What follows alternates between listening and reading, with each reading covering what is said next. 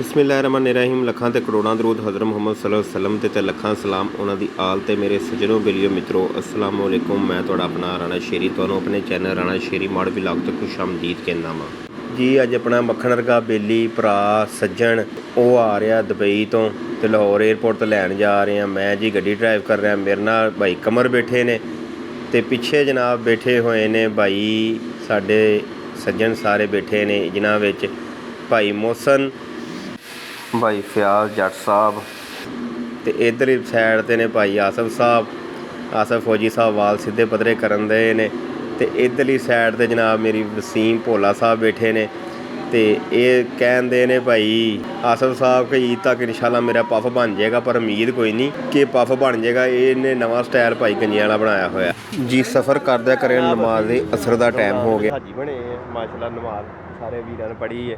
भाई मनीर नूं जो लैन जाते हैं तो सारे जनाब मेरी भाई कमर भी, भाई मोहसन ने भी, भाई इम्तियाज ने भी, भाई ते भाई आसफ ते अपना भाई वसीम लादा उत्थे बिरद करन लग पे ने, वो जे मस्जिद दे विच ही ने। ते काला शाह काकू जी इंटरचेंज दे लागे माशाल्लाह बड़ी प्यारी एक छोटी जी मस्जिद बनाई। ओ जी वाह जी वाह भाई, भाई जेड़े ने आसफ उन्होंने भी अज जनाब मेरी विक्ट्री कर रहे हैं, नमाज पढ़ के आए ने जी। पहली बार पढ़ी आ वेखो जी, वाह जी वाह जी वाह जी। ते खीर हो गई जनाब, अज ते खीर हो गई। ते भाई वकील नूं कढ लियाओ, भोले नूं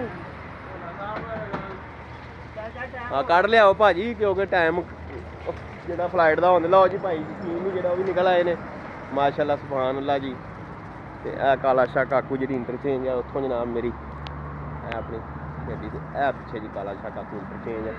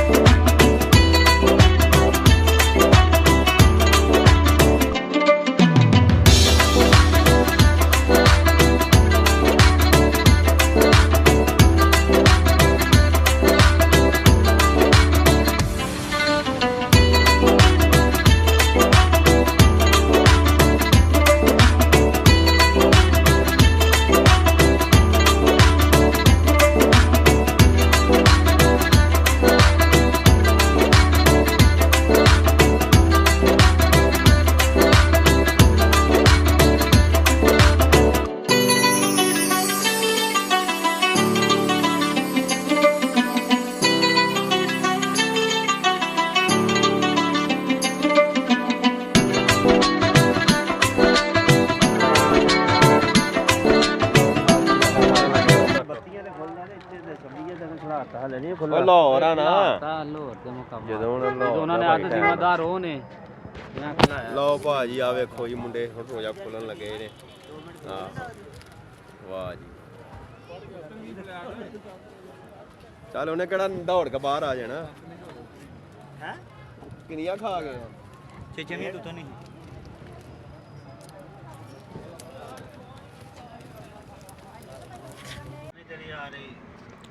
लो जी इफ्तारी की एक सानू भाई ने जो इतों जो जहाज PI वाले मिलता वा उन्होंने भाई मिलती और सामने भाई ने जिन्होंने भाई सानू डब्बा भेजा जो इफ्तारी लगे पानी शानी पी लिया। इफ्तारी तो बाद मगरब की नमाज एयरपोर्ट से अदा की ते इन्नी देर दे विच टाइम हो गया फ्लाइट का भी ते साडा वीर जिहड़ा उहदे भी बाहर जिहड़ा निकलन दा टाइम हो गया।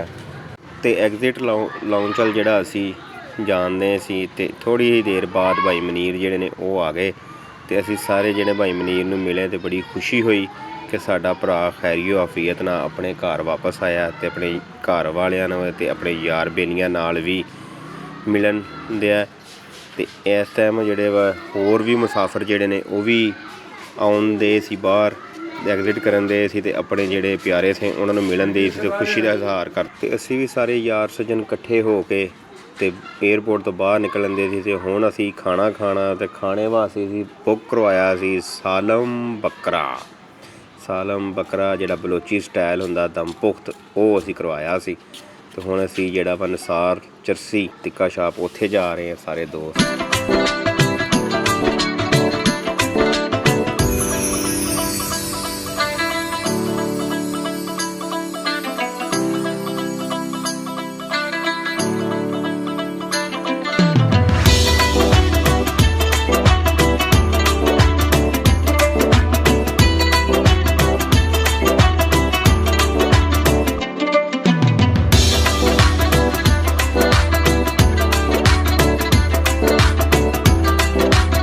ਮੇਰੇ ਮਿੱਤਰੋ ਹੁਣ ਅਸੀਂ ਪਹੁੰਚ ਗਏ ਹਾਂ ਨਿਸਾਰ ਚਰਸੀ ਟਿੱਕਾ ਸ਼ਾਪ ਤੇ ਇੱਥੇ ਹੁਣ ਅਸੀਂ ਸਾਲਮ ਜਿਹੜਾ ਬੱਕਰਾ ਸੀ ਉਹਦਾ ਆਰਡਰ ਦਿੱਤਾ ਸੀ। ਅਫਤਾਰੀ ਅਸੀਂ ਜਿਹੜੀ ਆ ਉਹ 에ਅਰਪੋਰਟ 'ਤੇ ਕਰ ਲਈ ਸੀ ਤੇ ਖਾਣਾ ਅਸੀਂ ਇੱਥੋਂ ਆ ਕੇ ਖਾਧਾ।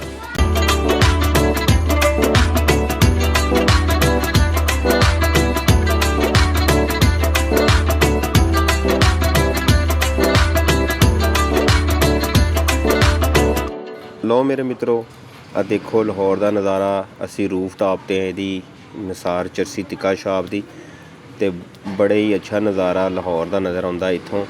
ਤੇ ਇਹ ਦੇਖੋ ਸਾਡੇ ਮਿੱਤਰ ਜਿਹੜੇ ਨੇ ਸਾਰੇ ਇੰਜ ਲੰਮੇ ਪਏ ਨੇ, ਇੰਜ ਡਿੱਗੇ ਹੋਏ ਨੇ ਜਿਵੇਂ ਇਹ ਟਰੱਕਾਂ ਦੇ ਡਰਾਈਵਰ ਹੁੰਦੇ ਆ ਤੇ ਥੱਕੇ ਹਾਰੇ ਕਿਤੇ ਇਹਨਾਂ ਨੇ ਕਲੂਰਕੋਟ ਦਾ ਫੇਰਾ ਲਾਇਆ ਹੁੰਦਾ। ਇੰਜ ਜਨਾਬ ਇਹ ਸਾਰੇ ਢੇਰੀ ਹੋ ਕੇ ਡਿੱਗੇ ਹੋਏ ਸੀ ਤੇ ਇਹਨਾਂ ਦਾ ਹਿਸਾਬ ਲਾ ਲਓ। ਮੋਬਾਇਲ ਦੇਖ ਲਓ, ਆਹ ਦੇਖੋ ਜੀ ਭਾਈ ਕਮਰ, ਇਹ 4 ਦਿਨ ਹੋ ਗਿਆ ਗੱਡੀ ਚਲਾਉਂਦੇ ਫਿਰਦੇ ਸੀ। ਤੇ ਉੱਧਰ ਭਾਈ ਮਨੀਰ ਜਿਹੜੇ ਨਮਾਜ਼ ਪੜ੍ਹਨ ਦੇ ਸੀ ਤੇ ਦੋਸਤਾਂ ਇੱਥੇ ਨਮਾਜ਼ ਵੀ ਅਦਾ ਕੀਤੀ। ਤੇ ਇੰਨੀ ਦੇਰ ਦੇ ਵਿੱਚ ਹੀ ਸਾਡਾ ਜਿਹੜਾ ਅਸੀਂ ਆਰਡਰ ਦਿੱਤਾ ਸੀ ਸਾਲਮ ਬੱਕਰੇ ਦਾ ਉਹ ਵੀ ਸਾਡਾ ਆ ਗਿਆ। ਤੇ ਮੈਂ ਵੀ ਫਟਾਫਟ ਆਪਣਾ ਕੈਮਰਾ ਬੰਦ ਕੀਤਾ ਤੇ ਮੈਂ ਕਿਹਾ ਇਹ ਨਾ ਹੋਵੇ ਕਿ ਆਹ ਜਿਹੜੇ ਸਾਰੇ ਭੁੱਖੇ ਸ਼ੇਰ ਨੇ ਇਹ ਇਸ ਬੱਕਰੇ ਨੂੰ ਨਬੇੜਾ ਕਰ ਦੇਣ ਤੇ ਮੈਂ ਨਾਲ ਦੇਖਦਾ ਹੀ ਰਹਿ ਜਾਂ। ਤੇ ਮੈਂ ਵੀ ਫਟਾਫਟ ਆਪਣਾ ਕੈਮਰਾ ਬੰਦ ਕੀਤਾ ਤੇ ਜਿਹੜਾ ਖਾਣੇ ਨੂੰ ਇੰਜੋਏ ਕਰਨ ਲੱਗ ਪਏ ਹਾਂ ਜੀ। ਮਾਸ਼ਾਅੱਲਾ ਖਾਣਾ ਸ਼ਾਣਾ ਖਾ ਕੇ ਤੇ ਅਸੀਂ ਆਪਣੀ ਗੱਡੀ ਮੋਟਰਵੇ ਤੇ ਪਾਈ ਤੇ ਜਨਾਬ ਮੇਰੀ ਆਪਣੇ ਪਿੰਡ ਮੜ ਬਲੋਚਾ ਪਹੁੰਚ ਗਏ। ਜੇ ਮੇਰੀ ਵੀਡੀਓ ਤੁਹਾਨੂੰ ਬੜੀ ਚੰਗੀ ਲੱਗੀ ਹੋਵੇ ਤੇ ਲਾਈਕ ਕਰ ਦਿਓ, ਕਮੈਂਟ ਕਰ ਦਿਓ। ਤੁਹਾਡਾ ਬਹੁਤ ਜ਼ਿਆਦਾ ਸ਼ੁਕਰੀਆ ਮੇਰੀ ਇਹ ਵੀਡੀਓ ਦੇਖਣ ਦਾ। Thank you so much.